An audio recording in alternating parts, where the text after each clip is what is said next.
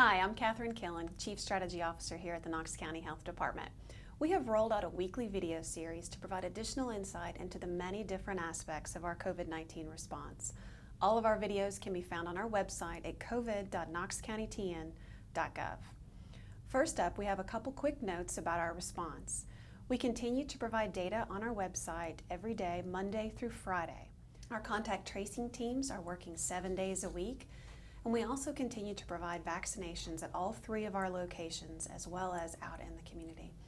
And our public information line is available for you Monday through Friday from 8:30 to 4:30. These amazing folks can help answer any questions you may have, and you can reach them at 215-5555. For this week's video, we are talking about isolation and quarantine guidelines. Neither isolation nor quarantine are specific to COVID-19. These are tools that are routinely used by public health to reduce the spread of infectious disease. But for today's purposes, we're going to talk about them related to COVID. Let's start with isolation. Isolation is for someone who has COVID-19. In this case, they should isolate for a minimum of 10 days. It's so important for people with COVID-19 to isolate away from others, including their household contacts, if possible, as that will help keep them from spreading the virus. Now let's talk about quarantine. There's quite a bit of detail associated with quarantine, so we're just going to hit the high points today and talk about it in general terms. But we recommend talking with your healthcare provider or calling our phone bank with any questions you may have about your specific situation. Quarantine is for those who are identified as close contacts to a confirmed case. These individuals were exposed to someone with COVID-19 and they need to quarantine to see if they become sick. Quarantine keeps them from inadvertently spreading the virus should they become infected themselves.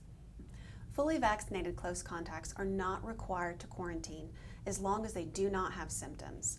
We still recommend that they get tested 3 to 5 days after their exposure and wear a mask for 14 days or until they get a negative test. But the big takeaway here is that you don't have to quarantine if you are vaccinated as long as you don't have symptoms. Additionally, in the K through 12 school setting, quarantine is not needed if both the case and the close contacts are correctly and consistently wearing masks the entire time. So not only will masks reduce the spread of the virus, but if worn correctly in these settings, they also take away the need to quarantine. Now, if you are unvaccinated and a non-household contact, meaning you don't live with the person who has COVID, the CDC recommends a 14-day quarantine as the safest option. 14 days is the incubation period for COVID-19, and it's possible you could be infectious during this time. However, there are a couple of options to shorten quarantine. The first, quarantine can be shortened to 10 days as long as you don't have symptoms.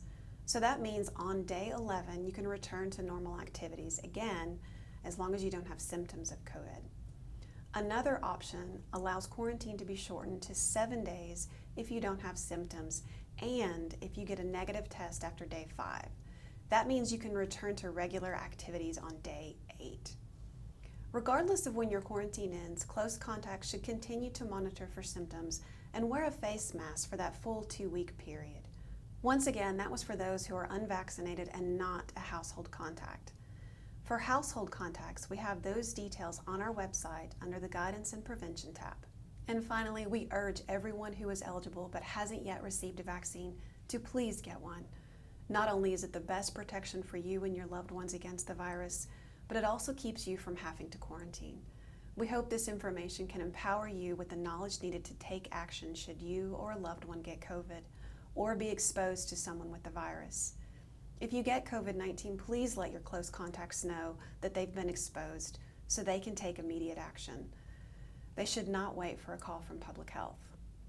I'll end this video with a plea to practice the same core actions we continue to talk about: getting vaccinated, wearing a mask, physical distancing, and staying home when sick or asked to isolate and quarantine. Layered together, these actions can help us stop community transmission.